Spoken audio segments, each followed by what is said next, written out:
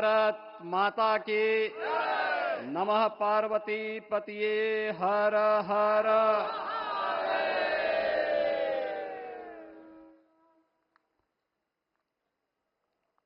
आज सफल तपु तीरथ त्यागो, आज सुफल जप जोग विरागो, सफल सकल शुभ साधन साजो, राम तुम्हें अवलोकत आजो। श्री अयोध्या धाम में मर्यादा पुरुषोत्तम भगवान श्री राम के भव्य मंदिर पर ध्वजारोहण एक यज्ञ की पूर्णाहुति नहीं बल्कि एक नए युग का शुभारंभ है। इस अवसर पर भारत के भाग्य को वैश्विक मंच पर एक नई ऊंचाई पर पहुंचाने वाले दुनिया के सबसे लोकप्रिय राजनेता और भारत के यशस्वी प्रधानमंत्री आदरणीय श्री नरेंद्र मोदी जी का मैं उत्तर प्रदेश सरकार और उत्तर प्रदेश वासियों की ओर से, सभी राम भक्तों की ओर से हृदय से स्वागत करता हूं, अभिनंदन करता हूं।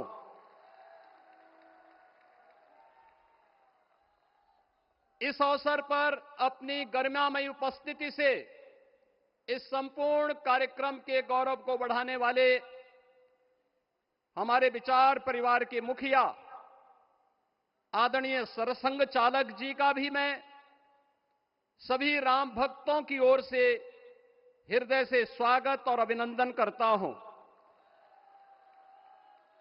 प्रदेश की माननीय राज्यपाल आदरणीय श्रीमती आनंदीबेन पटेल जी, श्री राम जन्मभूमि तीर्थ क्षेत्र न्यास के अध्यक्ष पूज्य महंत नृत्य गोपाल दास जी महाराज, कोषाध्यक्ष श्री राम जन्मभूमि तीर्थ क्षेत्र न्यास पूज्य स्वामी गोविंद देव गिरी जी महाराज, अन्य सभी पूज्य संतों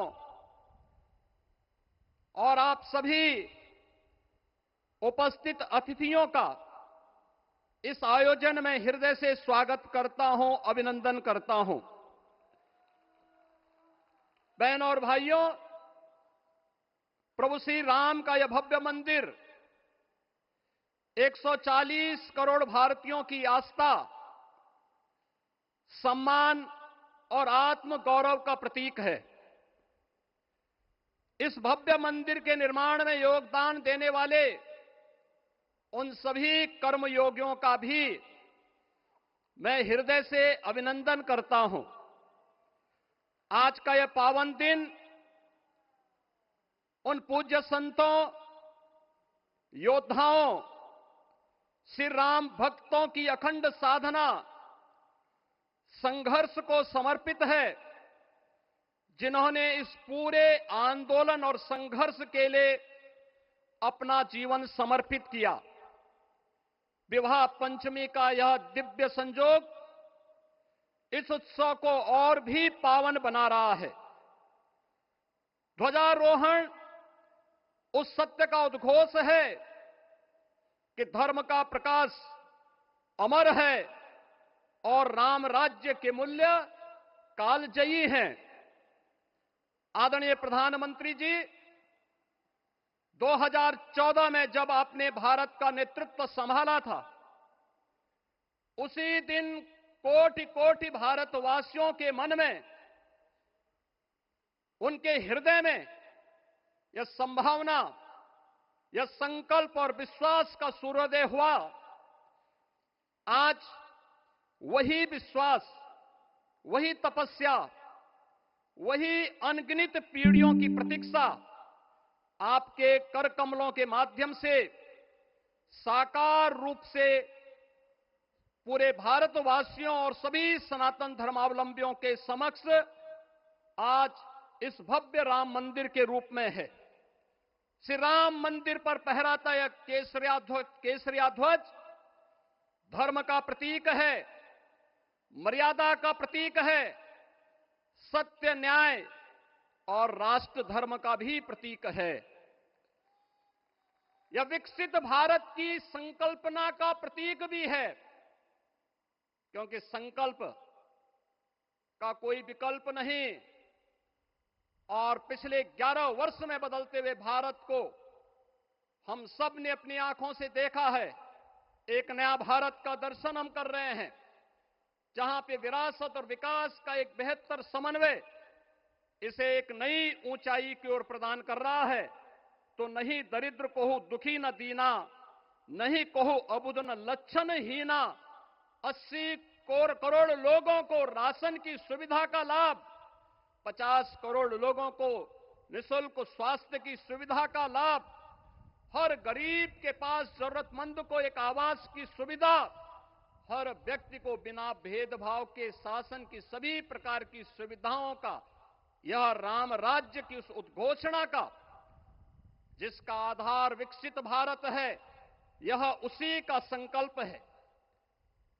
बहनों और भाइयों, पिछले 500 वर्षों में साम्राज्य बदले, पीढ़ियां बदली, किंतु आस्था अडिग रही, अचल रही।